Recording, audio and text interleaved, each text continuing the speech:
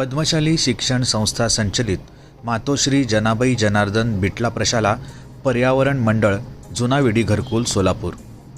गरम चहा पेपर कपमध्ये नको रे बाबा जनजागृती अभियान।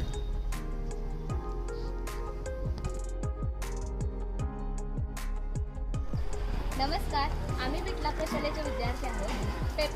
गरम चहा पेपर कपमध्ये नको रे बाबा हा आम्ही उपक्रम राबवला आहोत। आजकाल आपण पाहत आहोत की देशात अशा पेपर कपमध्ये चहा पिणारे कित्येक लोक आहेत। या पेपर कपच्या आतमध्ये मायक्रोप्लास्टिक असते व हे मायक्रोप्लास्टिक आपण चहा घातल्यानंतर ह्या चहामध्ये ते मायक्रोप्लास्टिक उतरते व यामुळे लोकांना कॅन्सर होण्याची दाट शक्यता असते। यामुळे आम्ही हा उपक्रम राबवला आहे, अशी ही जनजागृती केली आहे। आताच आपण कागदी कपाबद्दल ऐकलेलं आहोत, पण बऱ्याच वेळा प्लास्टिकच्या पिशवीत चहा नेला जातो, गरम चहा, आणि गरम चहा नेल्याने ह्याच्यातले प्लास्टिक त्या चहात उतरते, त्यामुळे कॅन्सर होण्याची दाट शक्यता असते।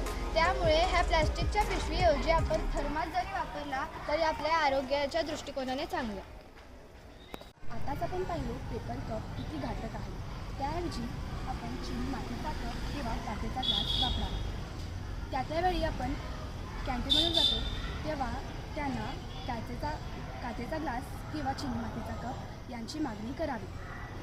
सगळ्या कॅन्टीनधारकांना विनंती आहे, तुम्हीसुद्धा काचेचा ग्लास आणि चिनी मातीचा कप वापरा स्टील काच चिनी मातीचा कप वापरा स्टील काच चिनी मातीचा कप, कराल तुम्ही कॅन्सरला गप। आपण आपल्या मुलांना प्लॅस्टिक डब्यात जेवण देतो आणि प्लॅस्टिक बॉटलमध्ये पाणी देतो, त्यामुळे त्या प्लॅस्टिक बॉटलमधल्या आणि डब्यामधल्या प्लॅस्टिक त्या जेवण आणि पाण्यामध्ये उतरू शकतो। त्याबद्दल आपण आपल्या मुलांना स्टील बॉटल आणि स्टीलचा डबा दिल्याने आपल्या मुलांचं जीवन सुरक्षित राहू शकतो।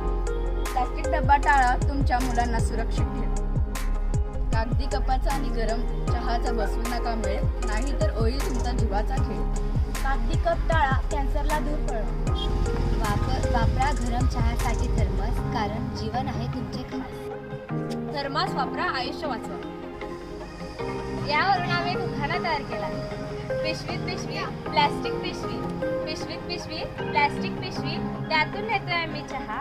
पिशवीत पिशवी प्लॅस्टिक पिशवी, त्यातून नेतोय आम्ही चहा। कॅन्सर रवाना म्हणा, आता आमचं जीवनात येऊ म्हणून म्हणतोय गरम चहा पेपर कपमध्ये नको रे बाबा। धन्यवाद।